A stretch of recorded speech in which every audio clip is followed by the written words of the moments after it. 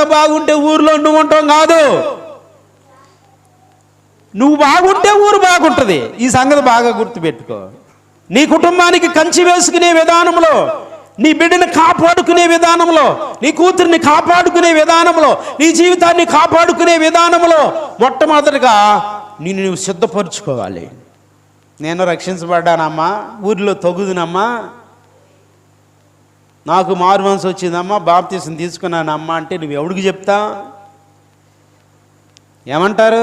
చెప్పలేకపోతే ఊరిలో అందరూ ఏమంటారు? వాడు సేవకుడే కానీ పిల్లలను కుదురు బెంచలేదురా అంటాడు. అప్పుడు 24 సంవత్సరాల సేవ కుప్పకూలిపోద్ది పేకమాటలాగా. అందుకే రాజమండ్రి సెంట్రల్ జైలు అని అనను కానీ ఆ అనుభవాల్లో ఎక్కడికి వెళ్లకుండా